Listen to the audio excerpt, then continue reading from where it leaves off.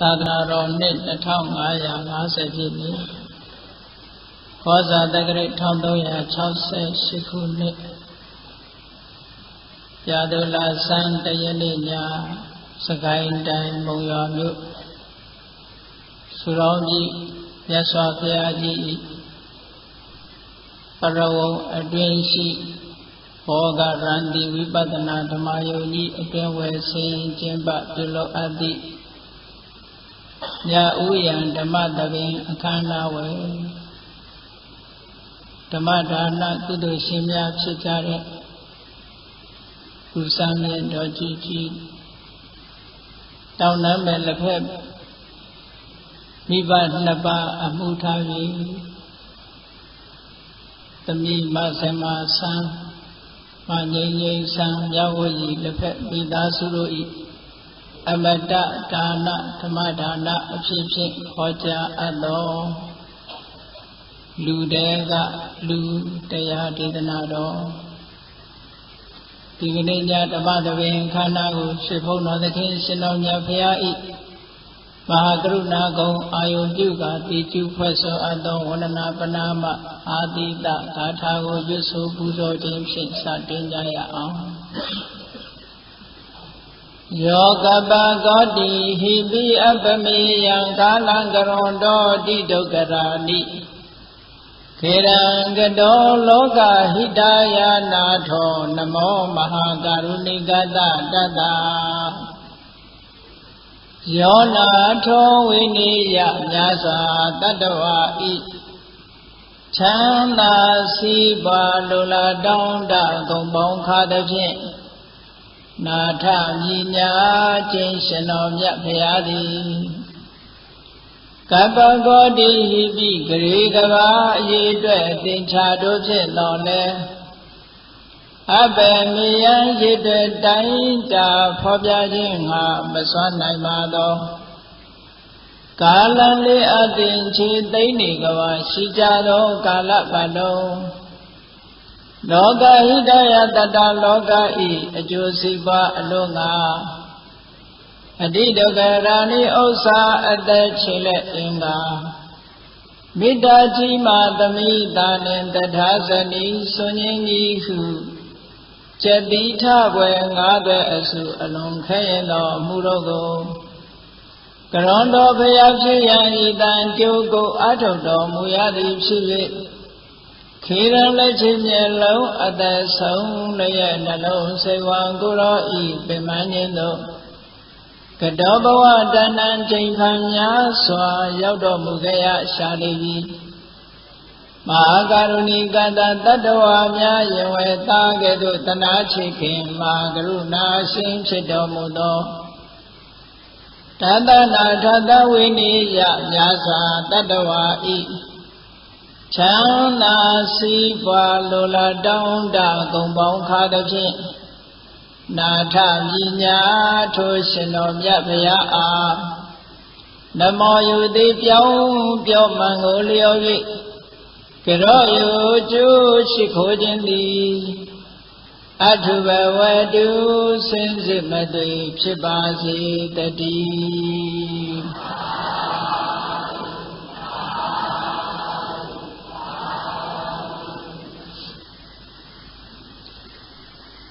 ဝိမာနဝတ္ထုပါဠိတော်မှာမိမိတို့ရဲ့လူဘဝဖြစ်စဉ်ကအကြောင်းအရာတွေပြန်ပြီးတော့ဟိုနတ်ပြည်ရောက်နေတဲ့ပုဂ္ဂိုလ်တွေကပြောတဲ့စကားတွေမှာအဟံမနုဿေတုမနုဿဘုဒ္ဓောလူတွေကငါလူဖြစ်စဉ်ခါတော့ကဘာတွေလုပ်ခဲ့တယ်ဆိုတဲ့စကားလေးတွေပါတယ်နော်မနုဿေတုမနုဿဘုဒ္ဓောလူတွေကလူဖြစ်စဉ်အဲ့ဒီစကားလုံးလေးရဲ့အဓိပ္ပာယ်ကိုယူပြီးတော့ဘုန်းကြီးဒီကနေ့ညလူတွေကလူဆိုတာကိုဟောဖို့ပါနော်လူတွေကလူဆိုတော့လူတွေကလူမဟုတ်သူတွေရောရှိရသေးတယ်ဆိုတဲ့အဓိပ္ပာယ်ရတယ်လူလောကမှာလူရလို့ဖြစ်လာပြီးတော့တချို့ လူတွေကလူမဖြစ်ဘူးလို့ဆိုလို့ရှိရင်လူဘဝရရချင်းရရချိုးမနှက်တဲ့ပုဂ္ဂိုလ်တွေကိုရည်ညွှန်းပြီးတော့ဝိမာနဝတ္ထုပါဠိတော်ကြီးကိုဖွင့်ဆိုတဲ့အထက်ကထာဆရာကလူတွေကလူမဟုတ်သူ၃မျိုးအကြောင်းကိုဖွင့်ဆိုထားတာရှိတယ်လောကမှာလူရလို့ဖြစ်လာပြီးတဲ့အခါမှာလူ၃မျိုးခွဲခြားကြည့်လို့ရလူ၄မျိုးခွဲခြားကြည့်လို့ရတယ်အဆိုးဘက်က၃မျိုးအကောင်းဘက်က၁မျိုးဘယ်လိုခွဲကြည့်မလို့ဆိုရင်လူလောကလူရလို့ဖြစ်လာတဲ့အခါမှာအချို့ရာဇဝတ်ပြစ်မှုတွေကျူးလွန်သည့်အတွက်ကြောင့်ထောင်သွင်းအကျဉ်းချလို့သက်ဆိုင်ရာအာဏာပိုင်တွေကခြေဖြတ်လက်ဖြတ်နှိပ်စက်ညှဉ်းပန်းခြင်းကိုခံနေရတဲ့လူတွေဆိုတာဟိုးရှိခေတ်ကတည်းကရှိခဲ့ဦးတယ်နော်ဘုန်းကြီးတို့မြတ်စွာဘုရားဟောထားတဲ့အင်္ဂုတ္တရနိကေမှာဝိဇ္ဇသုတ်တံဆိုတာရှိတယ်အဲဒီဝိဇ္ဇသုတ်တံမှာဒိဋ္ဌဓမ္မိကဝိဇ္ဇတံပရာယိကဝိဇ္ဇမျက်မှောက်ဘဝမှာကြုံတွေ့ရတဲ့အပြစ်ဒဏ်နဲ့ဘုဒ္ဓမလွန်လောကနောက်ဘဝမှာကြုံတွေ့ရမယ့်အပြစ်ဒဏ်2မျိုးဆိုပြီးတော့ခွဲဟောထား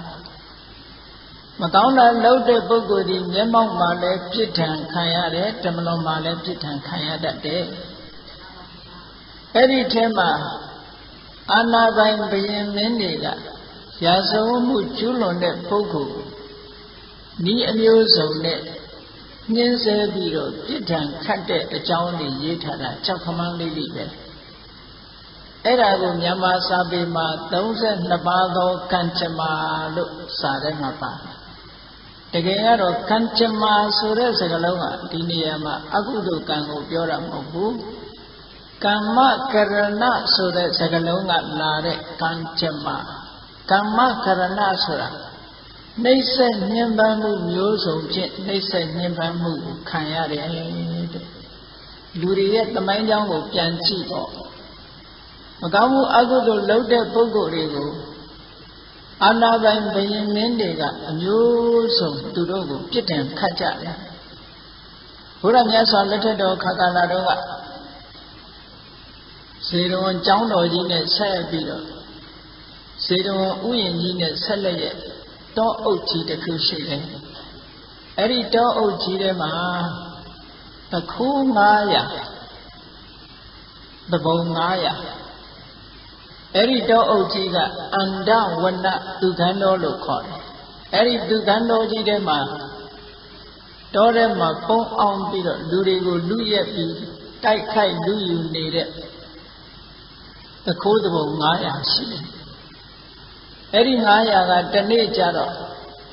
ကောသလမင်းကြီးကတခါတရံအချမ်းရံအဆောင်ရှောက်နဲနဲနဲ့ဘုရားမြတ်စွာကျောင်းတော်ကိုလာပြီးတော့ဘုရားဖူးလေးရှိတယ်အဲ့ဒီလိုဒီတခါဘယင်ကြီးဇေရဝံကျောင်းကိုအချမ်းရံအဆောင်ရှောက်အနည်းငယ်နဲ့သာလာမယ်ဆိုရင်အဲ့ဒီတပုံ900တခိုး900ကဝိုင်းပြီးတော့ဘယင်ကြီးကိုဖမ်းရမယ်လို့စီမံကြတဲ့ဟုတ်ကဲ့အဲ့လိုစီမံတဲ့အခါကျတော့ဘယင်ဆိုတာဘုံကံရှိတဲ့ပုဂ္ဂိုလ်ဆိုတော့အဲ့ဒီတည်င်းကပေါက်ကြားသွားပြီးတော့ဘယင်နာရောက်တော့သူတို့ကမလောက်ကြံပြီးဘယင်ကြီးကစစ်တပ်ကိုဆင်လွတ်ပြီးတော့တောကြီးကိုဝိုင်းတောထဲမှာရှိတဲ့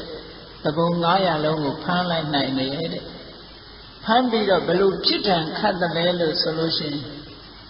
ဇေရဝံကျောင်းကနေပြီးတော့တာဝတိပြည်တဲကိုဝင်တဲ့လမ်းတစ်လျှောက်မှာ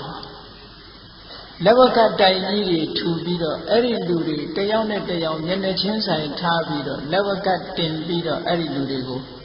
ကားစဉ်ကြက်ထားတဲ့နော်ရှင်းတော့ကဘယင်နေဆိုတာသူတို့ရဲ့အသက်ကိုရန်ရှာပြီးဆိုလို့ရှိရင်ဒီလိုပြစ်ဒဏ်ခတ်လို့ရှိကြတယ်သမိုင်းမှာအထင်ရှားရှိအဲ့ဒီလိုညှင်းဆဲနှိပ်စက်မှုအမျိုးစုံနဲ့အပြစ်ဒဏ်ခတ်ခံရတဲ့ပုဂ္ဂိုလ်တွေဟာလူထဲမှာဘာနဲ့တူတယ်လဲလို့ရှိရင်လူငရဲသားတွေနဲ့တူတယ်တဲ့ အဲ့ဒီပုဂ္ဂိုလ်တွေဟာကုသိုလ်ကောင်းမှုလုပ်ဖို့အခွင့်အရေးရှိပါအောင်မလားမရှိဘူးဝိမာနဝတ္ထုအတက္ကရာကြီးကအဲ့ဒီပုဂ္ဂိုလ်တွေဟာမနုဿနေရကြီးကလူတွေကငရဲသားတွေပါတဲ့ဒုက္ခခံနေရတဲ့ပုဂ္ဂိုလ်တွေဟောလူဖြစ်ပေမဲ့လို့ငရဲခံနေရတဲ့ပုဂ္ဂိုလ်တစ်မျိုးရှိတယ်ဆိုတာကိုဖော်ပြထားတာနော်ဒီနောက်တစ်မျိုးကြတော့လူလောကရောက်လာတော့လည်းပဲကံမကောင်းအကြောင်းမလှလို့အတိတ်ဘဝကဒါနကောင်းမှုတွေမလုပ်ခဲ့တဲ့အတွက်ကြောင့်အမတန်ဆင်းရဲတဲ့မိသားစုတွေမှာလူလာဖြစ်စားရမယ်မယ်တောက်ရမယ်မယ်နေစရာမရှိအလွန်ဆင်းရဲတဲ့ထမင်းနတ်မှအောင်မစားရတဲ့ပုဂ္ဂိုလ်မျိုးတွေကလည်းလောကကြီးမှာအများကြီးပဲရှိတယ်နော်ဗမာပြည်အနေနဲ့မရှိဘူးလို့ဆိုတော့မှပဲဗမာပြည်ရဲ့အိမ်နာနီးချင်းဖြစ်တဲ့အိန္ဒိယနိုင်ငံမှာဆိုလို့ရှိရင်အများကြီးရှိတယ်ဒါတွေလမ်းမှာတွေ့ရတယ်စားစရာတောက်စရာမရှိအောင်လူဦးရေကများပြားတော့စားစရာတောက်စရာမရှိတခါတော့ကြားဖို့လိုက်ကြပါလိမ့်မယ်ဟိုအာဖရိကနိုင်ငံတွေကအီသီအိုပီးယားဆိုတဲ့နိုင်ငံကြီးမှာမိုးကောင်ရေရှားဖြစ်ပြီးတော့အစာရေစာဆွန့်ရှားလို့လူတွေငတ်ပြတ်ကုန်တာလေနော်အဲ့လိုငတ်ပြတ်မှုတွေကတ္တရောခိုင်းတယ်လို့ခေါ်တာပေါ့ဒုဗ္ဗိခန္တရကတ်အဲ့ဒီလိုကတ်ကြီးဆိုင်ပြီဆိုရင်လူတွေဟာမိုးခေါင်ရေရှားဖြစ်ပြီးတော့စိုက်လို့ပြိုးလို့မရဘူးတဲ့မြတ်စွာဘုရားလက်ထက်တော်ခါကာလတုန်းကဝေလင်စာတို့ဝေသာလီတို့ဆိုတာဒီလိုကိန်းမျိုးတွေကြုံခဲ့ဘူးတဲ့မြတ်စွာဘုရားသခင်ကိုရောမြတ်12ဝါမြောက်ကဝေလင်စာမှာဝါဆိုတယ်အဲ့ဒီဝါကတ်တဲ့အချိန်ဝေလင်စာမှာဘလို့အချိန်တွေဖြစ်တုံဆိုတော့မိုးခေါင်သည့်အတွက်ကြောင့်စဘာတွေစိုက်လို့မရဘူးတဲ့စဘာသိဏတွေမထွက်ဘူးစဘာသိဏတွေမထွက်သည့်အတွက်ကြောင့်လူတွေကစားဝတ်နေအဆင်မပြေကြဘူးအဆင်မပြေတော့လူတွေငတ်ပြတ်ပြီးတော့သေလိုက်ကြတာနဲတာမဟုတ်ဘူးအဲ့ဒီလိုငတ်ပြတ်သေးနေကြတဲ့အသက်ရှင်နေတဲ့ပုဂ္ဂိုလ်တွေဟာလည်းပဲခဏစားရမလားမစားရဘူးလားလက်ချိန်ကအသက်ရှင်အောင်မလားတို့သေရမလားဆိုတာနှလုံးနှစ်ခွဖြစ်နေရတဲ့အနေအထားမျိုးတွေကြုံခဲ့ဘူးတဲ့ဘုရားမိုးရှိတဲ့တန်ဃာတွေကြတော့ဝေဇာပြည်ကြီးမှာထိုချိန်ကဆွမ်းခံလို့မရဘူးမရတော့ကံအားလျော်စွာဟိုဥဒ္ဒရာပဋ္ဌဆိုတဲ့မြောက်ပိုင်းနယ်ကနေပြီးတော့မြင်းကုံတယ်တွေကဝေဇာဘက်လာပြီးတော့မြင်းရောင်းကြမြင်းရောင်းတဲ့အခါကျတော့မြင်းစခန်းကြီးချထားပြီးတော့မြင်းစာအနေနဲ့သူတို့ခြုံနေအများကြီးယူလာအဲ့ဒီခြုံလေးတွေကိုတကွမ်းစားယဟန်တော်တွေကိုဆွမ်းကတ်တဲ့အနေနဲ့လောင်းတယ်တဲ့အဲ့ဒါလေးတွေကိုမယောဆန်တကွမ်းစားခြုံတကွမ်းစားကိုယဟန်တော်တွေကြောင်းယူလာတဲ့အခါဆုံထဲမှာထည့်ထောင်းရေနဲ့ဖြော်ပြီးတော့အဲ့ဒါလေးပဲတဝါတွင်ဖုံးပေးရတယ်နော်အဲ့လိုကလို့တတ္တရောကြီးခိုင်းလို့ဆင်းရဲဒုက္ခရောက်နေကြတဲ့အချိန်မျိုးကလူပေါင်းလူလောကမှာမကြာခဏကြုံတတ်တယ်အဲ့လိုကြုံလာပြီဆိုလို့ရှိရင်လူတွေဟာအစားအသောက်မရှားအမတန်ဆွန်ရှားပြီးတော့အစာရေစာငတ်ပြတ်ပြီးတော့တေချခြေချရတယ်အဲ့ဒါမျိုးကြုံနေတဲ့အခိုက်အခါမှာကြုံရတဲ့ပုဂ္ဂိုလ်တွေဒါလူပြိတ္တာလို့ခေါ်တယ်။အော်လူတွေကပြိတ္တာဖြစ်ရတာမျိုးတွေဒါလည်းရှိတယ်။ဟောနောက်တစ်ခုကျတော့လောကမှာလူရည်လို့ဖြစ်လာတော့လည်းပဲအသိပညာအတတ်ပညာကမရှိဘာပညာမှမရှိတဲ့အခါကျတော့သူတစ်ပါးရဲ့ဝန်တန်းလုပ်ပြီးတော့သူများခိုင်းရာဆေးရာလုပ်ပြီးကုန်ပစ္စည်းတွေထမ်းပိုးပြီးတော့စားဝတ်နေရင်ဖြည့်ဆည်းနေရတဲ့ပုဂ္ဂိုလ်မျိုးတွေကလည်းလူလောကမှာအပြည့်သားပဲနော်အဲ့ဒီပုဂ္ဂိုလ်မျိုးတွေရဲ့နောက်လူလောကလူထဲမှာနေလို့မဖြစ်တော့ဘူးမကောင်းတဲ့အလုပ်တွေလုပ်ထားတဲ့အတွက်ကြောင့်လူလေကောင်မှာအဆက်ကွဲမှာဆိုလို့တောထဲတောင်ထဲမှာပုံအောင်နေရတဲ့ပုဂ္ဂိုလ်မျိုးဆိုတာတွေလည်းရှိတယ်လူချင်းမရှိတော့တဲ့အတွက်ကြောင့်ထိုပုဂ္ဂိုလ်မျိုးဒီလူကြားထဲမှာမဝင်မဲ့တောထဲနေရတယ်တောထဲဆိုတာဘယ်သူတွေနဲ့နေတရိစ္ဆာန်တွေနဲ့ပဲနေရတာပေါ့နော်အဲ့လိုတောရိုင်းတရိစ္ဆာန်တွေနဲ့တောထဲမှာပုံအောင်နေရတဲ့ပုဂ္ဂိုလ်တွေကို အထက်ကရာဆရာကြီးကလူတွေကလူမဟုတ်ဘူးတဲ့လူတွေကတိရစ္ဆာန်ဟောဒါကသူတို့ရဲ့အခြေအနေတွေကိုကြည့်ပြီးတော့လူအမျိုးအစားခွဲလိုက်တာဟုတ်ကဲ့လူတွေကလူဆိုတာကတော့လူရလို့ဖြစ်လာပြီးတော့လူကောင်းလူဘွားမှနေကြတယ်စာဝတ်နေရေးပြည်လဲလို့လူလောကမှာတင့်အောင်တင့်နေနေကြတဲ့ပုဂ္ဂိုလ်တွေပေါ့မြတ်စွာဘုရားသခင်ကိုရောမြတ်ကတော့လူတွေကလူကိုတစ်ခါထပ်ပြီးတော့၃မျိုးခွဲပြတော်မူတယ်ဒါလည်းပဲဘုန်းကြီးတို့တရားချက်ခင်လူတော်စင်ပြိဋ္ဌတ်တို့တွေဟာလူတွေကလူပိသားကြရဲ့လားလို့ဆိုတာဒီတရားကိုနာပြီးလို့ရှိရင်ကိုလူပိသားအောင်ကြိုးစားကြင်ကြံကြိုးကိုအထုတ်ဖို့လိုအပ်ပါတယ်နော်မြတ်စွာဘုရားသခင်ကိုရောမြတ်ကအန္တသုတ်တံမှာလူဆိုတာတဲ့၃မျိုးခွဲကြည့်လို့ရမယ်မျက်စိအမြင်နဲ့ကြည့်ပြီးတော့ခွဲလိုက်တယ်လူလောကမှာမျက်စိနှစ်ကွင်းအလင်းမရတဲ့မျက်မမြင်သူကံဆိုတာလူလောကမှာရှိတယ်နော်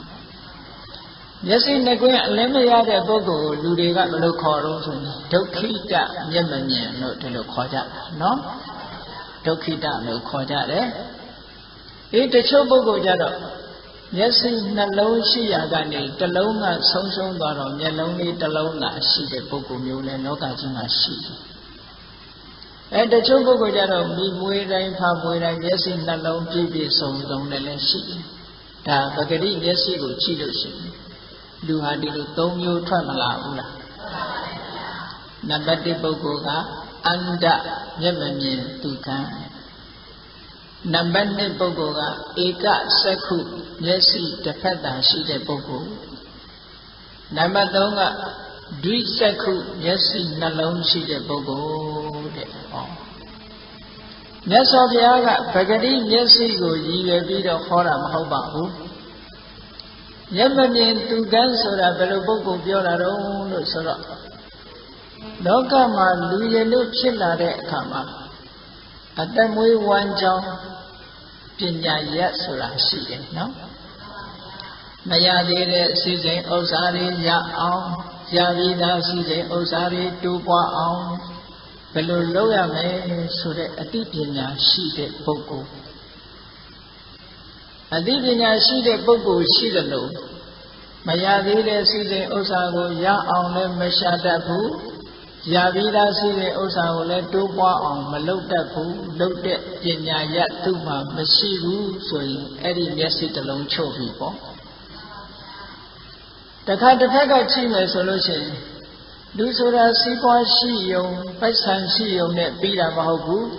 ကိုကျင့်တရားကောင်းဖို့လည်းလိုအပ်သေးတယ်လုံးတဲ့တရားမလုံးတဲ့တရားအပြစ်ရှိတယ်အပြစ်မရှိဘူးဒီလိုဟာခွဲခြားသိဖို့လိုတယ်ကုသိုလ်အကုသိုလ်ခွဲခြားသိဖို့လိုတယ်မနုဿလူဆိုတဲ့စကားလုံးကိုကဘုန်းကြီးတို့ပါဠိစာပေမှာကုသလကုသလံမနတိဇာနာတိတိမနုဿောကုသလကုသလံကုသိုလ်အကုသိုလ်ကိုမနတိဇာနာတိတိတ္ဣဣတိတတ္တမထို့ကြောင့်မနုဿောမနုဿလူညီပါပေတော့လူဆိုတာကုသိုလ်အကုသိုလ်ဒီနှစ်ခုသိရမယ်ဟုတ်ကဲ့လားကဲတချို့ပုဂ္ဂိုလ်ကြတော့ခုနကပြောရတဲ့စီးပွားရှာနိုင်တဲ့ပညာမျက်စိမျိုးလည်းမရှိဘူးကုသိုလ်အကုသိုလ်သိတဲ့မျက်စိလည်းမရှိဘူးဆိုတော့နှစ်ဖက်စလုံးကမ်းမနေဘူးလားအဲ့ဒီလိုပုဂ္ဂိုလ်မျိုးတွေကိုမျက်မမြင်သူခံဒုက္ခိတလို့မြတ်စွာဘုရားကသတ်မှတ်တယ်ဟောနောက်တစ်ခါကကြည့်တယ်အဲ့ဒီလိုပုဂ္ဂိုလ်မျိုးဟာလူလောကမှာလူရည်လို့ဖြစ်လာပြီမဲ့လို့ကိုယ့်ရဲ့အသက်မွေးဝမ်းကြောင်းဤကလေးမှအတိမရှိဘူးလောက်ကံစားတော့တတ်တဲ့ပညာရမရှိဘူးကုသိုလ်အကုသိုလ်အကောင်းဆုံးအကြောင်းအကျိုးလေးမှခွဲခြားမသိဘူးဆိုရင်ဒီပုဂ္ဂိုလ်ဟာလူချစ်ကျိုးမနှက်ဘူး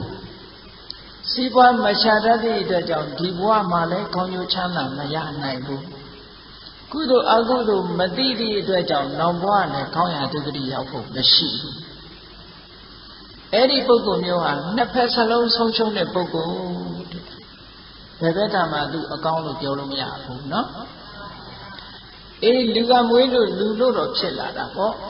သို့တော်လည်းပဲမျက်စိနှစ်ကွင်းအလင်းမရလို့တကယ်ဒုက္ခိတဒီဘဝမှာလည်းဆင်းရဲဒုက္ခနဲ့ရင်ဆိုင်ရမယ်နောက်ဘဝကျရင်လည်းကောင်းရာဒုက္ခတိမရောက်အသိငရဲရောက်တယ်ဆိုတော့သူ့ဘဝကအရှုံးကြီးပဲဒါကြောင့်မို့မြတ်စွာဘုရားကဥပယတ္ထကလိတာဟောအန္တတ္တဟတ္တသက္ခုနောတဲ့မျက်စိနှစ်ကွင်းအလင်းမရတဲ့ပညာမျက်စိနှစ်ဖက်စလုံးကွဲနေတဲ့ပုဂ္ဂိုလ်ဒီဒီဘဝလည်းမကောင်းနောက်ဘဝလည်းမကောင်းလို့နှစ်ဖက်စလုံးအရှုံးကြီးပဲတဲ့ဒီပုဂ္ဂိုလ်မျိုးကလူတွေကလူမဖြစ်နိုင်ဘူးအဲ့ဒီပုဂ္ဂိုလ်ကဲနောက်တစ်ယောက်ကြတော့ဘာဖြစ်လဲမျက်စိတစ်လုံးတော့ရှိတယ်တစ်လုံးကမပါဘူးဘာမျက်စိရှိတုံးဆိုတော့မရသေးတဲ့စီစိန်ဥစ္စာတွေရအောင်ရှားတတ်တယ်ရပြီးတဲ့စီစိန်ဥစ္စာတွေကြီးပွားအောင်လုပ်တတ်တယ်စီးပွားရေးမျက်စိတော့ရှိတယ်တဲ့ဓမ္မရေးရနဲ့ပတ်သက်ပြီးတော့အေးဒီအလုတ်ကတော့အပြစ်ရှိတယ်ဒီအလုတ်ကအပြစ်မရှိဘူးဒါကကုသိုလ်ရတယ်ဒါကကုသိုလ်မရဘူးလုပ်သင့်မလုပ်သင့်အကောင်အဆိုးအကြောင်းအကျိုးခွဲခြားသိတတ်တဲ့ပညာမရှိဘူးတဲ့စီးပွားတော့ရှာတယ်အကောင်အဆိုးအကြောင်းအကျိုးမသိတော့ဘာဖြစ်လဲစီးပွားရရင်ပြီးရောဆိုတဲ့စိတ်ဓာတ်တွေဝင်လာပြီးတော့မကောင်းတဲ့နီးနေရောကောင်းတဲ့နီးနေရောရတဲ့ရစီးပွားပဲဖြစ်ရှာဟုတ်ကဲ့လားအဲ့ဒီပုဂ္ဂိုလ်မျိုးကစီးပွားရရင်ပြီးရောဆိုတော့သူကမကောင်းတဲ့အလုပ်လို့သူ့စိတ်ထဲမှာဘာတစ်ခုမှမရှိဘူးအကုသိုလ်ဆိုတာလည်းမရှိဘူးအပြစ်ရှိတဲ့အလုပ်ဆိုတာလည်းသူ့စိတ်ထဲမှာမရှိဘူးပတ်စံရမှုတစ်ခုတည်းကိုပဲကြည့်တယ်စီးပွားဖြစ်မှုတစ်ခုတည်းကိုသာကြည့်တယ်အဲ့ဒီလိုပုဂ္ဂိုလ်မျိုးကတဲ့မုတဝါဒလိန်လီလှိပြားပြီးတော့စီးပွားရှာတတ်တယ်ထေရခိုးဝှက်လူယူပြီးတော့စီးပွားရှာတတ်တယ်ကုတကာမခောက်ချစ်ဆင်းလဲတဲ့ဤတွေနဲ့စီးပွားရှာတတ်တယ်ဟောကောင်းတဲ့အလားလားသူကမရှိဘူးเนาะပိုက်ဆံရမယ်ဆိုလို့ရှိရင်ဘယ်သူမှချမ်းသာမပေးဘူးတဲ့အဲ့ဒီပုဂ္ဂိုလ်မျိုးအဲ့လိုချမ်းသာမပေးတော့ဘယ်လိုနည်းနဲ့ဖြစ်ဖြစ်သူများစီကရဖို့နည်းတစ်ခုတည်းပဲသိတယ်မလောက်ကောင်းဘူးလောက်ကောင်းတယ်တစ်ခုမှမစင်စားဘူးတဲ့ဟုတ်ကဲ့အဲ့လိုနည်းနဲ့စီးပွားရှာတာမျိုးတွေဖြစ်လာတဲ့အခါကျတော့ဒီပုဂ္ဂိုလ်မျိုးကဘာဖြစ်လဲဒီဘဝတော့စီးပွားလေးတော့တက်လာတယ်သို့တော့ထိုတက်လာတဲ့စီးပွားကိုအကြောင်းပြုပြီးတော့ထိုပုဂ္ဂိုလ်ဟာယံများတယ်ဒီဘဝမှာလည်းပဲယံများတယ်တည်တဲ့အခါကျတော့လုံးဝအပယ်လာတဲ့ပုဂ္ဂိုလ်မျိုးဖြစ်ရတယ်ဟောဒီဘဝမှာစီးပွားဖြစ်ပေမဲ့လို့ကုသိုလ်အကုသိုလ်မသိသည့်အတွက်ကြောင့်နောက်ဘဝမှာသူဟာတလန်းသွားဖြစ်သွားဟုတ်ကဲ့တစ်ဖက်တည်းမြင်ရင်တော့တလန်းပဲသွားရမှာပဲအပယ်လန်းတလန်းတဲ့ကိုသွားရမယ်တခြားလန်းကိုသွားစရာအကြောင်းမရှိဘူးတဲ့အဲ့ဒီပုဂ္ဂိုလ်မျိုးဟာလည်းပဲလောကမှာလူတွေကလူလို့မခေါ်နိုင်ကြဘူးမပြည့်စုံတဲ့လူသားတစ်ယောက်ဖြစ်လာစီးပွားရှာပုံလေးနဲ့ပတ်သက်ပြီးတော့အထက်ကထာဆရာကပြောထားတာလေးစိတ်ဝင်စားစရာလေးလိန်လီလှိပြားပြီးတော့သူများစီကပစ္စည်းကိုရအောင်ယူပုံနေဒီခေတ်ကြီးထဲမှာပို့ပြီးတော့မျိုးစုံတာပေါ့အဲ့ဒီတုန်းကအထက်ကထာထဲမှာထုတ်ပြထားတဲ့ဝတ္ထုလေးတစ်ခုကတော့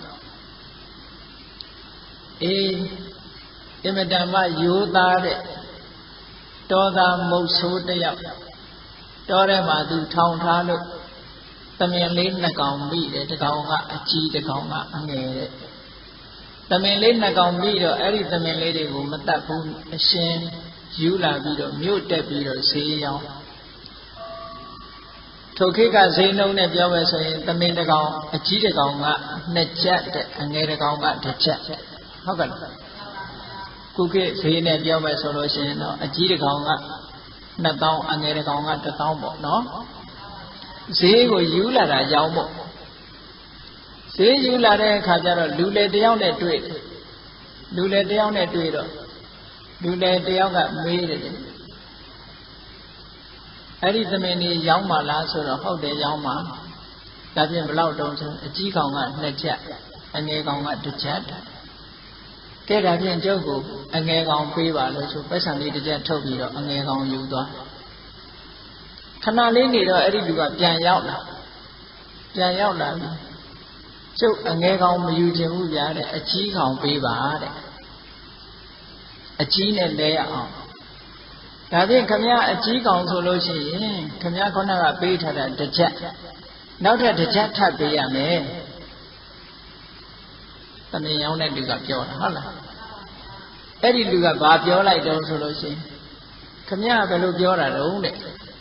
ခမရကိုကျုပ်ကခုနတုန်းကတစ်ချက်ပေးခဲ့တယ်ဟုတ်တယ်မဟုတ်လားဟုတ်တယ်တစ်ချက်ပေးအဲ့ဒီတစ်ချက်ရဲ့အခုဒီအကောင်လေးကတစ်ချက်ခံတယ်တဲ့အဲ့ဒါဆိုတော့ခင်ဗျာနှစ်ချက်ရတာပေါ့တဲ့ခင်ဗျာဘာလို့နောက်ထပ်ထပ်တောင်းရတာတော့ရော့သမင်ကလေးယူသမင်အကြီးကိုကျုပ်ပေးလိုက်ဆိုဟုတ်ကဲ့လှည့်သွားလိုက်ပုံကကြည့်နော်ခုနတုန်းကတစ်ချက်ပေးထားတယ်တဲ့အခုဒီသမင်ကလေးတကောင်ကျုပ်ကထပ်ပြီးတော့ပေးမယ်တဲ့ခုနကတစ်ချက်ရဲ့အခုတစ်ချက်တန်သမင်ရဲ့ပေါင်းလိုက်ရင်နှစ်ချက်မနေဘူးလားတဲ့အဲ့တော့နှစ်ချက်နေတော့ခင်ဗျာအကြီးပေးဆိုအကြီးဆွဲပါဟိုလူကတော့ရောင်တောင်တောင်ဖြစ်ပြီးတော့ဟုတ်ပါပဲသူပြောတာဆိုပြီးတော့ငွေတစ်ချက်နဲ့တမင်ကြီးပါသွားလေရဲ့လိမ်ပုံခုခေတ်တော့ရိုက်စားလို့ခေါ်ထမရဲ့နော်အမျိုးမျိုးခုခေတ်လည်းရှိတာပဲဒါမျိုးတွေက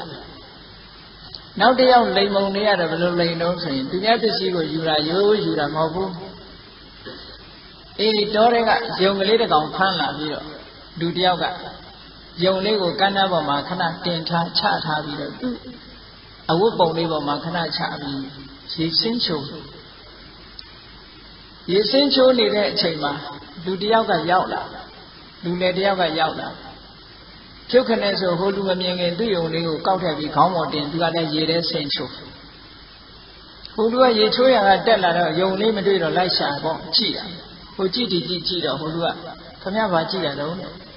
ဟာကျုပ်ယုံလေးခုနဒီနားထားတာပျောက်သွားခင်ဗျားတော်တော်အားလာပဲယုံဆိုတဲ့အကောင်ကရေချွတ်ရင်ခေါင်းပေါ်တင်ထားရတယ်နှုတ်ဆိုပြေးရောပေါ့တော်တယ်ပြန်ပြေးကြည့်ပါလားကျုပ်ယုံတော့ကျုပ်ခေါင်းပေါ်တင်ချိုးတယ်ဆိုဟောဟိုလူကလည်းဟုတ်နေတယ်တူတယ်ငါယုံတော်တယ်ပြေးပြီနဲ့တူတယ်ဆိုပြီးတော့ဟိုလူလှဲ့တာခံပြီးယုံလေးတစ်ကောင်ပါသွားလေနော်လောကကြီးမှာဒီလိုလိမ်လည်လှည့်ပြားပြီးပညာပစ္စည်းကိုရအောင်ယူတဲ့နည်းတွေကအများရှိတယ်ခုခေတ်မှာမဟုတ်ဘူးပြောလို့မကုံတော့ပေါ်များတယ်နော်မြို့တွေဘာတွေမှာဆိုရင်မြို့တွေဆိုတာရန်ကုန်တို့ဘာလို့ပေါ့ဗျာတချို့ဆိုလို့ရှိရင်ဟုတ်လားအတိုင်းနဲ့အဝိုင်းနဲ့ဘုန်းကြီးတို့နေတဲ့တက္ကသိုလ်ထဲမှာဆိုရင်တက္ကသိုလ်ဝင်ဝမှာရဲဌာနတစ်ခုရှိတာမကြာခဏသပိုင်းနိုင်လို့တဲ့အဲ့ဒီထဲကကားတွေအဲ့ဒီဘက်ကိုမောင်းလာတယ်တခါတော့ဆိုရင်အဲ့ဒီတက္ကသိုလ်ကျောင်းဝင်းတဲ့တောင်မှပဲကပိုင်းနိုင်ကဆင်းပြေးပြီးဝင်ပြေးလာသေးတယ်အဲ့ဒီလိုရန်ကုန်မှာလည်းခဏကြုံရတယ်တချို့ကြတော့ဘယ်လိုလုပ်တယ်ဆိုလို့ရှိရင်ပစ္စည်းတစ်ခုချလိုက်တယ်ချထားပြီးတော့မယောင်မလည်နဲ့သူတို့ကကြည့်လူတယောက်ကလာအဲ့ဒီပစ္စည်းကိုကောက်ပြီးဆိုတာနဲ့တပြိုင်နက်ဟိုလူကလည်းတွေ့ဒီလူကလည်းတွေ့အဲ့ဒါနှစ်ယောက်ခမည်းလည်းရတယ်ကျုပ်လည်းရတယ်လားဒီပစ္စည်းကိုလဲကြမယ်နဲ့ဆိုသွားပြီးတော့အဲ့ဒီပစ္စည်းကိုယူသွားပြီးတော့တကယ်ကတော့အတုပဲနော်အဲ့ဒီအတုနဲ့အစ်စ်ကိုမရရအောင်အဲ့ဒီသူကလိန်လီပြီးတော့ယူလိုက်ပြန်တာအဲ့ဒါမျိုးတွေကလည်းပြေးနေတာပဲနော်တချို့ကြတော့လက်စွပ်တွေဘာတွေကိုမန်းပေးမယ်ဆိုပြီးတော့စိန်လက်စွပ်အစ်စ်တွေကိုယူပြီးတော့စိန်လက်စွပ်ယုံတဲ့သူကလည်းယုံပေးလိုက်တယ်ဟိုကလက်စွပ်အတုနဲ့လဲပြီးတော့ပြန်ပေးလိုက်တယ်ဒါမျိုးတွေလည်းပြေးနေတာပဲအဲ့ဒီလိုပုဂ္ဂိုလ်မျိုးတွေကိုဘာခေါ်တော့လို့ဆိုတော့ဧကစက္ခုတစ်ဖက်သာမြင်တဲ့ပုဂ္ဂိုလ်တွေလို့ဒီလိုပြောတာနော်တစ်ဖက်မြင်တဲ့ပုဂ္ဂိုလ်ဟာထေယေနကုတကမေနမုသဝါဒေနသုဘယံခိုးတယ်တဲ့ခိုးတာနီးမျိုးနဲ့ခိုးယူတယ်တရားပစ္စည်းကုတကမ္မကောက်ချစ်တဲ့နီးတွေအသုံးပြုတယ်မုသဝါဒလိန်လီတိစားတယ်ဟောအဲ့ဒီနီးတွေနဲ့ကုသလောဟောတိသင်္ကာတုံစီးပွားရှာတဲ့နေရာမှာအလွန်ကျွမ်းနေတဲ့အဲ့ဒီနီးနဲ့စီးပွားရှာတဲ့နေရာသို့တော့အဲ့ဒီပုဂ္ဂိုလ်ရဲ့နောင်ဘဝမကောင်းဘူးဒီဘဝလည်းကောင်းလားဆိုမကောင်းဘူး ဒီလူကငါလိန်သွားတာဆိုပြီးတော့အလိန်ခံရတဲ့လူကဘဲကြည်လိုက်မလဲဟုတ်ကဲ့အလိန်ခံရတဲ့ပုဂ္ဂိုလ်ကတွေ့ရသင်ချိုင်းဆိုပြီးတော့ဒီလူကိုအမြဲချောင်းနေတော့တာပေါ့အေးအဲ့ဒါကြောင့်မို့လို့ဟောဒီလိုလူဘဝရောက်လာတဲ့အခါမှာဧကဆက်ခုစီးပွားသာရှာတတ်တယ်မရရအောင်တရားပစ္စည်းမတရားတဲ့နည်းနဲ့ရအောင်ယူတတ်ပြီးတော့ကောင်းတယ်မကောင်းဘူးအကောင်းအဆိုးအကြောင်းအကျိုးခွဲခြားပြီးတော့ကုသိုလ်အကုသိုလ်ခွဲခြားပြီးတော့မသိဘူးတဲ့မျက်စိတစ်ဖက်သာရှိတယ်အဲ့ဒီပုဂ္ဂိုလ်မျိုးဟာလည်းပဲတလန်းသွားပဲနောက်ဘဝကျတော့မကောင်းတဲ့ဘဝမှာလုံးဝဖြစ်ဒီဘဝမှာလည်းပဲဆင်းရဲဒုက္ခမျိုးစုံနဲ့ကြုံရတယ်အဖန်ခံရတယ်အစီခံရတယ်အဲ့ဒီပုဂ္ဂိုလ်မျိုးတွေဟောနောက်တတ္တိယပုဂ္ဂိုလ်ကြတော့ဒွိစက္ခုမျက်စိနှစ်ဖက်ရှိလူလောကရောက်လာလို့ရှိရင်မျက်စိနှစ်ဖက်ရှိဖို့လိုအပ်တယ်အဲ့ဒီမျက်စိနှစ်ဖက်ဆိုတာဘာလို့မရသေးတဲ့စီစဉ်ဥစ္စာတွေရအောင်ရှာတတ်တယ်စီပွားလုပ်တတ်တယ်လို့ပြောတာနော်ရပြီးသားစီစဉ်ဥစ္စာတွေဘယ်လိုတိုးအောင်လုပ်မယ်ဆိုတာစီပွားရေးနဲ့ပတ်သက်တဲ့ကျွမ်းကျင်တဲ့လိမ္မာတယ်တစ်ဖက်ကစီပွားရှာတတ်တယ်ဟုတ်တစ်ဖက်ကကြည့်လိုက်ကုသလာကုသလေဓမ္မေဇာနာတိကုသိုလ်တရားအကုသိုလ်တရားတွေကိုသိတယ်သာဝေဇာနာဝေစေဓမ္မေဇာနာတိအပြစ်ရှိတဲ့တရားအပြစ်ကင်းတဲ့တရားမျိုးကိုသိတယ်ဟောအကောင်းအဆိုးအကြောင်းအကျိုးသိတယ်မကောင်းတာဆိုမလုပ်ဘူးအပြစ်ရှိတာကိုမလုပ်ဘူးတစ်ဖက်ကစီးပွားရှာတယ်တစ်ဖက်ကကိုယ်ချင်းတရားကိုထိမ့်သိမ့်တယ်ဒီလိုဖြစ်ရလောကကြီးဟာစီးပွားရေးတစ်ခုတည်းတိုးတက်ရုံနဲ့မဖြစ်ဘူးတဲ့စီးပွားရေးဘက်ကလည်းတိုးတက်ရမယ်စိတ်ဓာတ်ရေးရာကိုယ်ချင်းတရားဘက်ကလည်းတိုးတက်ရမယ်နှစ်ဖက်စုံတိုးတက်မှလူတွေကလူတော်လူကောင်းဖြစ်ပါလေဟောမြတ်စွာဘုရားကဒါကိုဟောတယ်နော်ဒီစက္ခုပနာအခါတော်တိထောပုရိသပုဂ္ဂလောဒီစက္ခုပနာအခါတော်တိထောပုရိသပုဂ္ဂလောဒီစက္ခုပညာမျက်စိနှစ်ဖက်အမြင်ရှိတဲ့ပုရိသပုဂ္ဂလောမြင်မြတ်တဲ့ပုဂ္ဂိုလ်တိထောအကောင်းဆုံးအချီးမွမ်းတိုက်ဆုံးပါပေဟု၍အခါတော်ကောင်းစွာမဲ့တွေဟောအပ်ပါပေသည်ဟု၍ဘဂဝါရွှေဘုံတော်လည်းခင်ရှင်တော်မြတ်ဖရာသည်အဝေါစကောင်းစွာမဲ့တွေဟောကြားတော်မူခဲ့ပါပေတည်း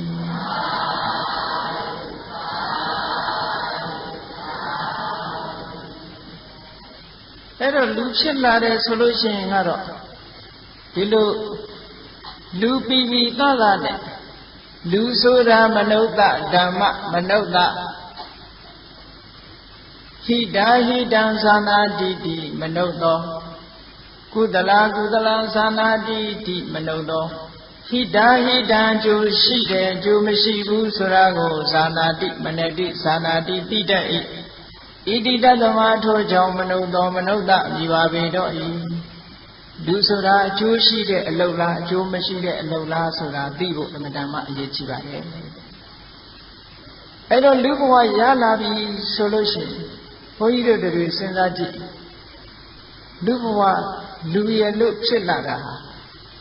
ဆင်းရဲတဲ့လူဘဝပဲဖြစ်ဖြစ်ချမ်းသာတဲ့လူဘဝပဲဖြစ်ဖြစ်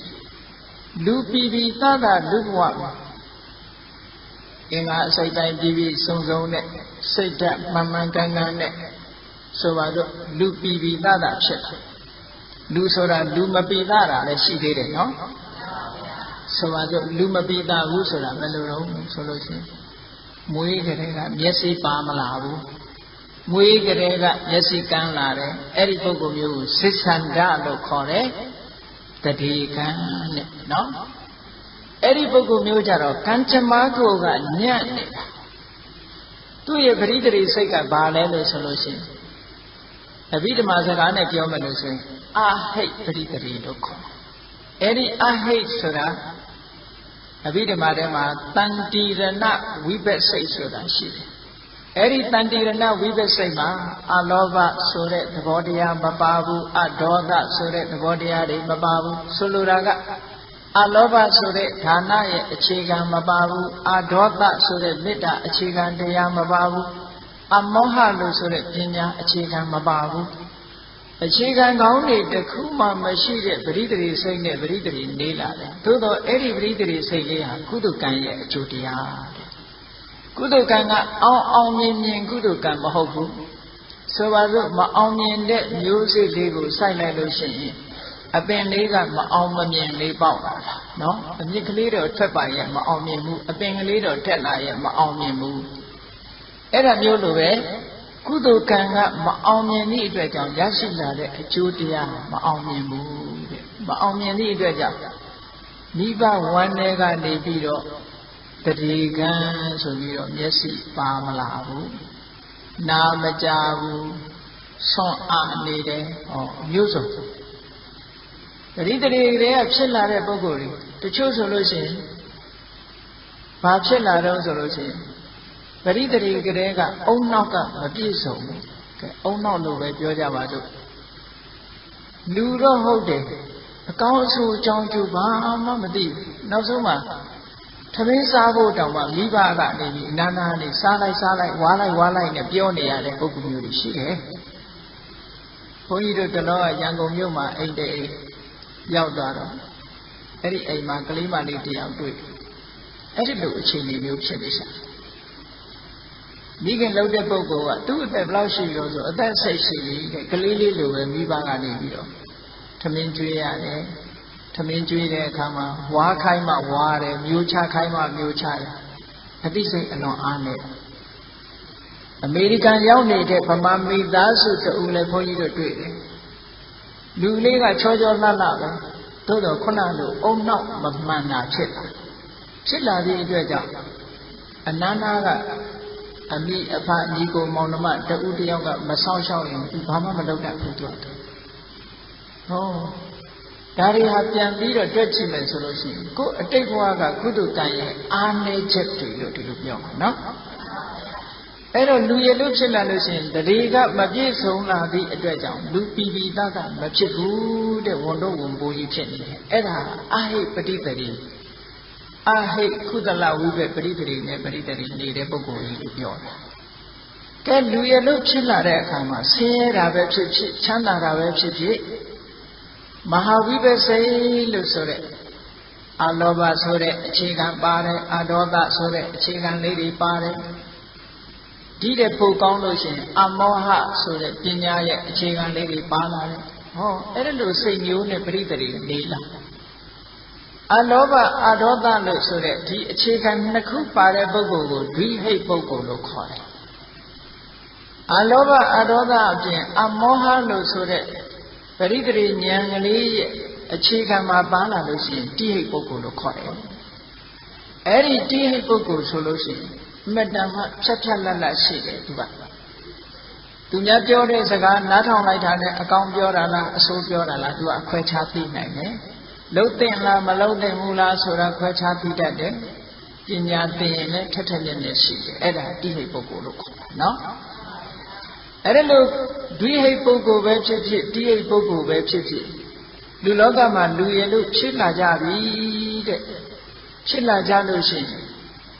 တိဟိတ်ပုဂ္ဂိုလ်ဆိုလို့ရှိရင်အလွန်မှဖြတ်လတ်ရှိပြီးတော့ခုခေတ်စကားနဲ့ပြောရင်ဆိုအိုင်ကျူကောင်းတယ်ပေါ့ဗျာနော်အိုင်ကျူကောင်းတယ်ပေါ့အေးအိုင်ကျူကောင်းတယ်ဆိုတဲ့ပုဂ္ဂိုလ်မျိုးတွေဖြစ်လာရဲ့ဆိုရင်ဘာတင်ထက်ထက်မြက်မြက်ရှိတာလူတွေကလူဖြစ်အဲ့ဒီပုဂ္ဂိုလ်မျိုးကတော့အဆိုးမပြစ်နိုင်ဘူးလားလို့ဆိုရင်သူ့ရဲ့စိတ်ဓာတ်တို့ပတ်ဝန်းကျင်အခြေအနေတို့မိကောင်းဆွေကောင်းတဲ့ပေါင်းသင်းမှုမရှိတာတို့မကောင်းတဲ့လူနဲ့ပေါင်းမိတာဆိုတဲ့ပစ္စုပန်အကြောင်းတွေနဲ့သူကလူဆိုးတော့ဖြစ်တတ်တယ်ဟုတ်ကဲ့အိုင်ကျူကောင်းပြီးတော့လူဆိုးဖြစ်သွားတာကြားဘူးတယ်မို့လားဖရာလက်ထက်တုန်းကရှင်အင်္ဂုလိမာလဆိုတာရှင်အင်္ဂုလိမာလဆိုတာတာမန်ပုဂ္ဂိုလ်မဟုတ်ဘူးတက္ကသိုလ်ကျောင်းသားကြီးဘုရင်ရဲ့အကြံပေးပရောဟိတ်ကြီးရဲ့သားလူကလည်းအဆင့်တန်းမြင့်တယ်သူ့နာမည်ကအဟိတကဘယ်သူမှမငြင်းဆဲဘူးဆိုတဲ့နာမည်နဲ့သို့တော့တက္ကသိုလ်ပညာသင်ရင်းကနေအပေါင်းအသင်းတွေမှားပြီးတော့တောထဲမှာလူသားသမားကြီးဖြစ်ပြီးတော့ဟောလားအမတန်မှကြောက်စရာကောင်းတဲ့နာမည်ကြီးတဲ့လူသားသမားကြီးတူဖြစ်ပါတယ်အဲ့ဒါလို့လူလောကမှာလမ်းလွဲစရာအကြောင်းတွေအများကြီးရှိတာပေါ့ဒါကြောင့်မို့လို့လူရည်လို့ဖြစ်လာလို့ရှိရင် မနုဿဓမ္မလို့ခေါ်တဲ့လူကျင့်စဉ်ကျင့်ဝတ်တွေကိုကျင့်မှုအမှန်တမ်းအရေးကြီးပါတယ်နိဗ္ဗာန်မရအောင်မကျင့်နိုင်သေးတောင်မှ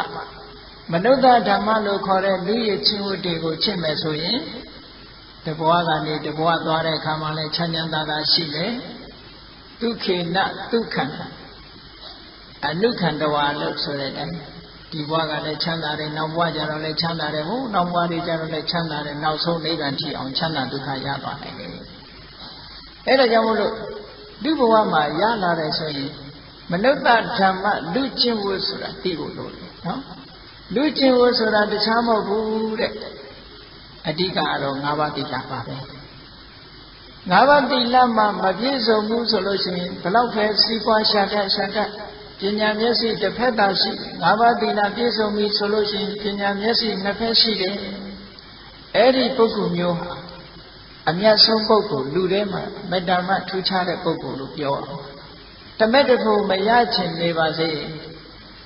အခြေခံအားဖြင့်လူတွေမှာဘာရှိရမလဲလို့ဆိုရင်ဟောဒီ၅ပါးသီလဆိုတာမြတ်စွာဘုရားသခင်ကိုယ်တော်မြတ်ကဒါတွေအကုသိုလ်ဖြစ်စေလို့ဟောထားလို့အကုသိုလ်ဖြစ်တာမဟုတ်ဘူးတဘာဝကိုယ်ကအပြစ်ရှိတဲ့တရားတွေတဲ့ဗုဒ္ဓဘာသာဟုတ်သည်ဖြစ်စေမဟုတ်သည်ဖြစ်စေဘုရားဟောတဲ့တရားယုံသည်ဖြစ်စေမယုံသည်ဖြစ်စေညီသည့်လူမျိုးပဲဖြစ်ဖြစ်ငါးပါးသီလလုံရင်နိဗ္ဗာန်ရောက်ငါးပါးသီလလုံရင်နတ်ပြည်ရောက်နိုင်တယ်ငါးပါးသီလမလုံရင်နတ်ပြည်မရောက်နိုင်ဘူးဗုဒ္ဓဘာသာဖြစ်ပြီး၅ပါးသီလမလုံရင်လည်းကောင်းရတဂတိမရောက်ဘူးတခြားဘာသာဝင်ဖြစ်ပြီး၅ပါးသီလလုံရင်လည်းနတ်ပြည်ရောက်မှာပဲဟုတ်တယ်လားဘာဖြစ်လို့လဲဆိုတော့ဒါကသဘာဝတရားကိုဥပမာမယ်နီးဆိုတာဘသူကိုင်းတာငါကိုင်းရင်တော့မပူဘူးသူကိုင်းရင်ပူတယ်လို့ရှိတယ်နီးဆိုတာဒါကို natural law လို့ခေါ်တယ်သဘာဝတရား law of nature the law of nature ဆိုတာသဘာဝတရားရဲ့မှန်ကန်နေတဲ့သဘာဝတရားတစ်ခုမြတ်စွာဘုရားဟောတာမှန်ကန်နေတဲ့သဘာဝတရားကိုဟောတာမြတ်စွာဘုရားကဒါလို့ရင်အကုသိုလ်ဖြစ်စေလို့အမိန့်ချထားလို့အကုသိုလ်ဖြစ်တာမဟုတ်ဘူးနော်ဘယ်ခေတ်ဘယ်ခါကာလပဲဖြစ်ဖြစ်တဲ့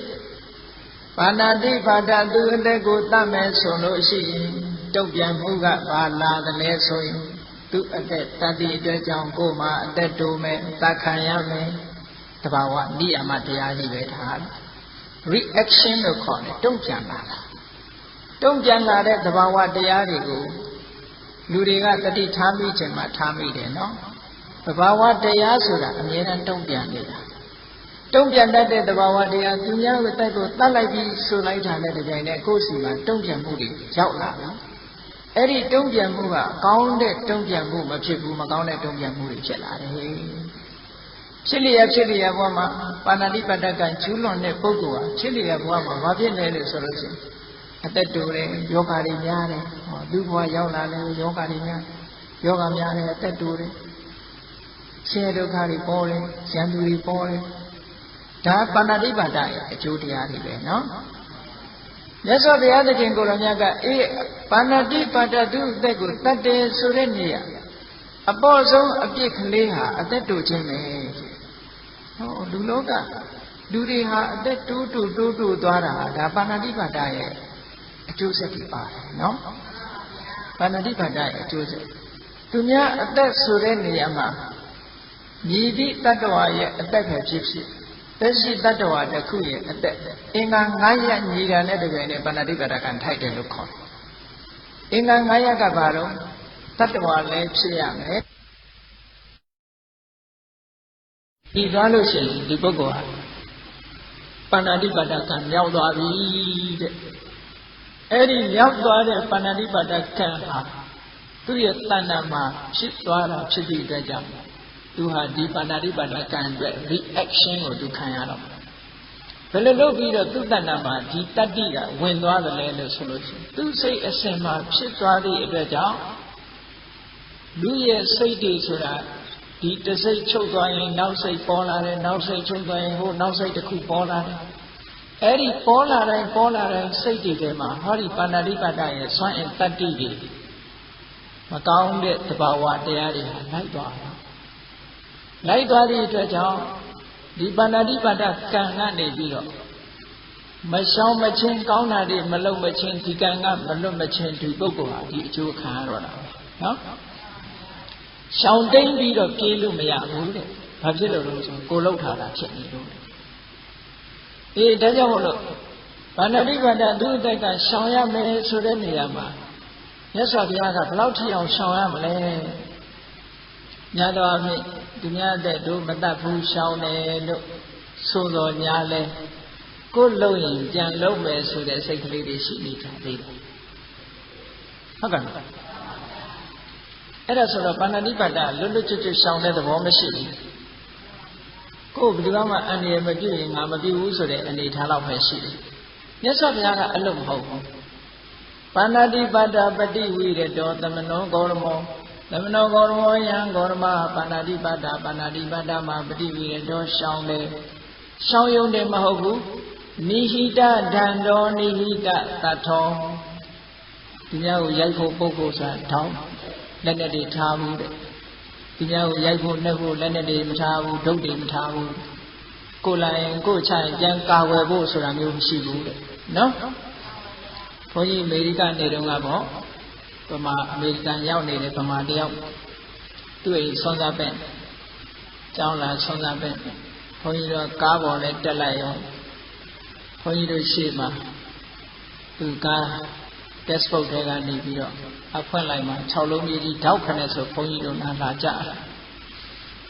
အဲ့တော့ဘုန်းကြီးရှေ့6လုံးကြီးကြတယ်ဆိုတော့သူကမျက်နာတော့ပြက်သွားပြီးတော့ဗာပြောလို့ဆိုတော့ရှင်ဘုရားတဲ့ဒီနိုင်ငံမှာတဲ့ကိုယ်ကာကွယ်ဖို့ဒီလိုကတော့ထားရတယ်မထားလို့မရဘူးဟုတ်ကဲ့လားဆိုလိုတာကပါဏာတိပါဒကတော့ရှောင်တယ်တို့တော့ခုဘာမှမလုပ်ရင်ကိစ္စမရှိကိုယ်ခုခံကာကွယ်ဖို့ဆိုတာလေးတော့ထားတတ်တယ်အဲ့ဒါပါဏာတိပါဒကလုံးဝရှောင်တယ်လို့မဆိုနိုင်ဘူးအချိန်မရွေးပါဏာတိပါဒပြည့်မှုဖြစ်နိုင်တယ်ပေါ့ဒါကြောင့်မို့နိဟိတဒန္တောနိဟိတသတ္ထောလည်းဒီဓာတ်တွေမဆောင်ဘူးလုံးဝစွန့်ထားတယ်ကိုလှုပ်မလှုပ်သူများတက်တော့ငါအန္တရာယ်မပြုဘူးဆိုတဲ့စိတ်ထုံလုံးချတယ်ဒါတွေမကဘူးလိစီသူများတက်ကိုတတ်ရမှာအလွန်ရှက်တယ်သူများတက်တတ်ဖို့ရဖိဆိုင်တယ်သူကလုံးဝကိုယုံမုန်းနေရှက်တယ်မလှုပ်ဘူးဒီလှုပ်ကိုလူမြင်တာဖြစ်စေမမြင်တာဖြစ်စေသူများတက်တတ်ချင်းဆိုတဲ့မကောင်းမှုအကုသိုလ်လုံးဝရှောင်တယ်လို့ပြောတယ်နော်လိစီတရားပန္နောသဗ္ဗပါဏဗုဒေသူဟိတနုကံပိတရားပန္နောမတတ်ရုံနဲ့မဟုတ်ဘူးဒီအလုပ်ကိုရှက်ရုံနဲ့မဟုတ်ဘူးဆက်ဆုပ်ရုံနဲ့မဟုတ်ဘူးတဏှာနေဘယ်တတ္တဝါလေးဖြစ်ဖြစ်တဏှာလူတိုင်းပေါ်မှာကရုဏာထားတယ်သဗ္ဗပါဏဗုဒ္ဓဟိတနုကံပိတတ္တဝါအလုံးတို့ရဲ့အပေါ်မှာအကျိုးစီးပွားကိုလိုလားတဲ့စိတ်ထာဝရရှိနေတယ်ကဲအဲ့ဒါတွေမပါဘဲနဲ့ပါဏာတိပါဒဝေရမဏိဆိုတဲ့သိက္ခာပုံလုံမလားလုံနိုင်ဘူးဟုတ်လားဒါကြောင့်မို့မြတ်စွာဘုရားဟောတဲ့တရားကအလုံးကိုအနှစ်သာရရှိပါဏာတိပါဒမှာလုံခြင်းအကြောင်းကဘာလို့ဆိုရင်တတ္တဝါတွေပေါ်မှာမေတ္တာကိုထားနိုင်ရမယ်မေတ္တာထားနိုင်ရဒီအလုပ်ကိုယွံမုန်းတဲ့ပုဂ္ဂိုလ်ဖြစ်ရသူများကိုရိုက်ပုတ်ညှင်းဆဲဖို့လက်နဲ့ဆိုတာထားကိုမထားရဘူးဟောအဲ့ဒါကြတော့မှပါဏာတိပါဒဝေရမဏိဆိုတာလုံးဝပြည့်စုံတယ်အဲ့ဒါလိုမှမဟုတ်ဘူးဆိုလို့ရှိရင်အခြေအနေကောင်းနေသေးလို့လူကောင်းဖြစ်နေတာမျိုးပေါ့ဘုန်းကြီးတို့သုတ်တန်တစ်ခုထဲမှာကကစုပမသုတ်တန်ဆိုတာရှိအဲ့ဒီသုတ်တန်ထဲမှာဝေဒေဟိကာဆိုတဲ့အိရှင်မအမျိုးသမီးကြီးတယောက်အရက်ထဲမှာတော်တော်နာမည်ကြီးတယ်ဘယ်လိုနာမည်ကြီးလဲဝေဒေဟိကာဆိုတဲ့ဒကမာကြီးသိသဘောကောင်းတယ်အလုံးကိုသဘောကောင်းတယ်အလုံးပေါ်မှာအမတန်မှချိုးသားတယ်ဆက်ဆံရေးကောင်းတယ်သဘောနာမည်ကြီးတယ်နာမည်ကြီးတော့သူ့အိမ်မှာခိုင်းစေနေတဲ့ကာလီဆိုတဲ့ကျွန်မကဒီသတင်းကြားလူတွေကသူ့အရှင်မကြီးကိုချီးမွမ်းတော့သိသဘောကောင်းတယ်လည်းပြောတယ်ကာလီကသူကဘယ်လိုစဉ်းစားတော့ဆိုရင်ငါကဝတရားကြည်နေလို့ငါကောင်းနေလို့သူကောင်းတာလားတကယ်ပဲသဘောကောင်းသလားငါစမ်းကြည့်အောင်မယ်သူစိတ်ကူဟုတ်လားတကယ်ပဲကောင်းတာလားလို့နောက်တည့်ကျတော့အဲ့ဒီကာလီဆိုတဲ့အမျိုးသမီးကအိမ် အိမ်စေမလေးကဘာလုပ်တော့ဆိုနောက်တည့်ရကျတော့မနဲ့မိုးလင်းအောင်အိတ်တယ်သမင်းထားမချက်ဘူးအဲ့တော့သမင်းထားမချက်တော့အိရှင်မကြီးကဟဲ့ကာလီနင်ဘာဖြစ်တာလဲအဲ့ရဘာလို့မထားတာလဲဆိုဘာမှမဖြစ်ပါဘူးဆိုနည်းနည်းလေးမျက်မှောင်လေးကုတ်သွားတယ်ဘာမှမဖြစ်ပဲနဲ့တခါမျက်မှောင်လေးကုတ်သွားတာမျက်စိလေးမျက်ကြောလေးတင်းသွားတာကိုသူကမြင်လိုက်တယ်ငါနောက်တည့်ဆက်ပြီးတော့စုံစမ်းအောင်မယ်နောက်တည့်ကျတော့ကြည့်တဲ့ပုံနေမြအောင်အိတ်လိုက်တယ်အိတ်လိုက်တဲ့အခါကျတော့အဲ့ဒီကာလီဆိုတဲ့အိရှင်မကြီးကစိတ်ဆိုးတော့ပေါ့အဲ့ကျဟဲ့ကာလီနင်ဘာဖြစ်လို့မထတာဘာမှမဖြစ်ပါဘူးကျွန်မဆိုပြီးတော့ဆဲလိုက်တယ်အဲ့ကြတော့နော်ဟိုနောက်တည့်ရက်တစ်ခါဆက်ပြီးတော့စူးစမ်းကြတယ်နောက်တည့်ရက်ကျတော့တစ်ခါတည်းဒီလိုပဲဆက်ပြီးတော့အိတ်ပြန်တဲ့အခါကျတော့ကဲဒီလောက်တောင်ဆိုးတဲ့ကျွန်မဆိုပြီးတော့တကားမှာချိတ်ထားတဲ့ဘောက်ချိတ်နဲ့ကောက်ထည့်ပြီးတော့ခေါင်းရိုက်လိုက်တာကွဲသွားတယ်ကွဲသွားတဲ့အခါကျတော့မှကာလီကျွန်မကြီးကလမ်းပေါ်ထွက်ပြီးတော့အော်တဲ့အမလီသဘောကောင်းတဲ့သခင်မကြီးကြည်စမ်းမအောင်ခေါင်းကိုရိုက်ခွဲလိုက်တာဒီမဲ့သွေးတွေထွက်ကုန်ပြီနဲ့ဆိုပြီးအဲ့ဒီကလေးကနေပြီးဝေရိကဆိုတဲ့အမျိုးသမီးကြီးဟာအဲ့ဒီကလေးကနာမည်ပြတ်သွားသဘောကောင်းတာမဟုတ်ဘူးအဲ့တော့ဆိုလိုတာကတစ်ဖက်သားကသဘောကောင်းလို့သဘောကောင်းနေတာကိုသဘောကောင်းလို့တွေ့လို့မရဘူးတဲ့ဟုတ်ကဲ့ပင်ကိုကောင်းမဟုတ်ဘူးသူတော်လို့ကိုကောင်းနေတဲ့သူတော်ကောင်းတွေဖြစ်နေတာကို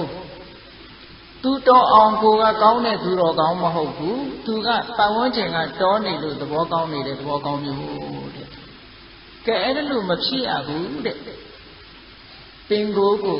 ကောင်းတဲ့ပုဂ္ဂိုလ်ဖြစ်ရမယ်လို့ဒီလိုဆိုလိုတာနော်အဲ့ဒါလို့မနုဿဓမ္မဆိုတဲ့လူရဲ့ကျင့်ဝတ်တရားတွေပြီးပြင်းကျင့်သုံးနိုင်ပြီဆိုတဲ့အခါကျတော့မှကုသလမနတိသနာတိတိမနုဿကုသလကုသိုလ်အကုသိုလ်ကိုမနတိသနာတိတိတဣတိတသမထိုကြောင့်မနုဿမိပါပေတော့ဤလို့ငါးပါးတိလကိုပြီးပြင်းနဲ့သူများဥစ္စာမခိုးယုံနေမဟုတ်ဘူးလမ်းပေးကြတာကစကိုယ်ပစ္စည်းမဟုတ်ရင်လက်ဖြားနဲ့မှမတို့ဘူးသူများမပေးတဲ့ပစ္စည်းဆိုရင်လုံးဝမယူစင်ကြယ်တယ်သူများပစ္စည်းဆိုရင်လုံးဝမပတ်သက်ဘူးဟောအဋိဌာဒါနမူတဝါဒဘယ်တော့မှလိမ်မပြောဘူးမူသားစကားဟုတ်လားမူသားမပါလင်္ကာမချောဆိုပြီးတော့လင်္ကာချောအောင်လုပ်နေတာမျိုးဆိုတဲ့မူသားမျိုးတောင်မပြောဘူးတဲ့ဟုတ်ကဲ့ဘယ်တော့မှဆိုမှန်တဲ့စကားကိုသာပြောတယ်ရှေ့စကားနောက်စကားမှန်တာတွေကြီးပဲပြောတယ်ကာမေတုမိစ္ဆာစာရသူတစ်ပါးရဲ့တာမယာစောကားမှုဆိုတာစိတ်แท้ကတော့မပြစ်မှားဘူးသူရမေရိယမစ္ဆမာဒဌာနတေယီတေရဲ့ဆိုတာလည်းလုံးဝရှောင်းတယ်ဆေးဖြစ်ဝါဖြစ်ဆိုပြီးတော့အကြောင်းပြပြီးမတော့ဘူးယောဂါကြောင့်ဆိုတာအကြောင်းပြပြီးတော့မတော့ဘူးဒီယာကအရက်မဟုတ်ပါဘူးဆိုပြီးတော့လည်းမတော့ဘူးဟုတ်ကဲ့မူရစီတတ်တဲ့အရာမှန်သမျှလူကိုထိခိုက်တာတွေကြီးတယ်လူရဲ့အုံနောက်ကိုပြောင်းသွားစေတတ်တယ်ပြောင်းမှများရင်လူဟာ hallucination လို့ခေါ်တယ်အတွေးခေါ်တွေတစ်မျိုးဖြစ်သွားတယ်ပမာလို့တော့အရက်ကြောင်နဲ့ခေါ်တယ်ပေါ့အဲ့လိုမျိုးတွေအတွက်မြတ်စွာဘုရားသခင်ကိုရောမြတ်က၅ပါးသီလကိုလုံအောင်တကယ်ကိုစောင့်ထိန်တဲ့ပုဂ္ဂိုလ်အဲ့လိုလုံအောင်စောင့်ထိန်တဲ့ပုဂ္ဂိုလ်မှာတကယ်လူတွေကလူအဲ့လိုလူတွေကလူဖြစ်ပြီးဆိုလို့ရှိရင်ဒီဘဝမှာလည်းပဲချမ်းသာဒုက္ခတွေရနိုင်တယ်နောက်ဘဝမှာလည်းပဲချမ်းသာဒုက္ခတွေရနိုင်လို့ဘဝဆက်ဆက်မှာဆင်းရဲဒုက္ခကလွတ်မြောက်ပြီးတဲ့ကလာတကယ်လူအစ်စ်ဖြစ်နိုင်ပါတယ်ဟောဒါကြောင့်မလို့မနုဿဓမ္မလို့ဆိုတဲ့လူတွေကကိုချင်းတရားတွေပြည့်စုံအောင်တို့တွေကျင့်သုံးကြရမှာလူဖြစ်လာပြီးတော့မနုဿဓမ္မလို့ခေါ်တဲ့လူတွေကကျင့်ဝတ်တရားတွေနဲ့တို့ပြည့်စုံရင်လားစီးပွားရေးမျက်စိကုသိုလ်ရေးရာမျက်စိကိုချင်းတရားနဲ့သက်ဆိုင်တဲ့မျက်စိနှလုံးအမြင်နှစ်ဖက်ရှိရလားအမြင်နှစ်ဖက်မရှိဘူးဆိုရင်တို့တွေလူချစ်ကျိုးမနှက်တဲ့ဘူးအမြင်နှစ်ဖက်ရှိတဲ့ပုဂ္ဂိုလ်ဖြစ်ရမယ်ကိုယ်ကိုဆုံးဖြတ်ပြီးတော့လိုက်နာကျင့်သုံးရမှာနော်ဒါကြောင့်မလို့တို့တွေဒီလူတွေကလူဖြစ်ပြီးတဲ့ကာလစီးပွားရှာတတ်တဲ့ပညာမျက်စိလည်းရှိရမယ်ကုသိုလ်ရေးရာကိုချင်းတရားနဲ့ပတ်သက်တဲ့လည်းပညာမျက်စိရှိအောင်ကြိုးစားရမယ်ထိုပညာမျက်စိဆိုတဲ့ နေရာမှာလည်းပဲတာမန်ကုသိုလ်တွေမကဘူးလောကုတ္တရာကုသိုလ်မဲ့ကုသိုလ်ပုဂ္ဂုသိုလ်ထိအောင်မြင်တတ်တဲ့ပညာမျိုးထိအောင်တစားတစားတိုးတက်ပြီးတော့သွားကြရမှာနော်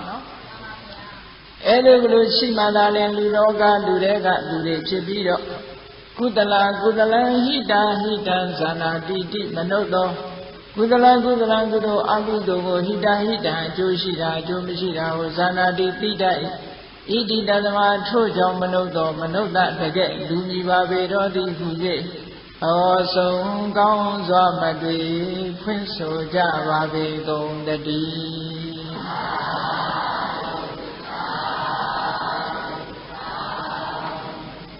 းတရားချစ်ခင်အလုံးသောပုဂ္ဂိုလ်အပေါင်းတို့သည်လူတွေကလူအစ်စ်ဖြစ်၍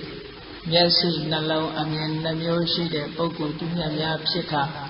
တန်တရားဝဆင်းကလွတ်ရလွတ်ကြောင်းသူတော်ကောင်းတို့ရဲ့အကျင့်တရားကိုကျင့်ကြံကြိုးကုပ်အားထုတ်နိုင်ကြပါစေကုန်သတည်းကဲတရားဝတရားအောင်လိုက်တတ္တဝါများစွာခြေရန်ကွာချမ်းသာကြပါစေတတ္တဝါများစွာခြေရန်ကွာချမ်းသာကြပါစေမေတ္တာရေချမ်းသုံးကားဖြန်းငြိမ်းချမ်းကြပါစေမေတ္တာရေချမ်းသုံးကားဖြန်းငြိမ်းချမ်းကြပါစေသက်ရှိကျမ်းမာစိတ်ချမ်းသာတို့ရဆန္ဒပြည့်ပါစေသက်ရှိကျမ်းမာစိတ်ချမ်းသာတို့ရဆန္ဒပြည့်ပါစေဓမ္မောတရံပိဝိတဝါဒဝိတာတဗ္ဗေတမုဟတံအစရမရာတိတိဘာဝနိဗ္ဗာနံယန္တုတာရောဓမ္မောတရံလောဘဒေါသမောဟစိတ်တောင်းကင်းပြောက်ကြည်တရားစေကိုပိဝိတဝဝန္တာရှင်ပြတောက်ကြရအနာကြရကုန်သောကြောင့်ဝိတာတဗ္ဗေပုစာညစ်နှောင်ကိလေသာအစိတ်တောက်ဟူသမျှတို့သည်သမုဟတပိဉ္စပဲတွင်ရေမတင်တဲ့ကဲ့သို့ကင်းစင်တွင်ပြောက်ပြီးမရောက်အောင်ပယ်ဖြောက်အပ်ကုန်သည်ဟောတုစင်စစ်မတွေဖြစ်ကြပါစေကုန်တည်းအာစရမရံအိုခြင်းလဲကွာနာခြင်းလဲကင်းသေးခြင်းလဲရှင်းထသောဒီတိဘောကိလေသာဟုပုခသိင်ခြင်းကြီးရာအစစ်ဖြစ်ပေထသောနိဗ္ဗာန်နိဗ္ဗာန်ဟုခေါ်အေးမြို့တော်တို့သာတော်တရားချစ်ခင်စိတ်ကောင်းဝိညာဉ်သူတော်စင်များတို့သည်ယန္တုပါရမီအစဉ်စဉ်မြင့်နေမြင်၍မလင့်ပုံသေးဆက်ရောက်တော်မူကြပါစေကုန်တည်း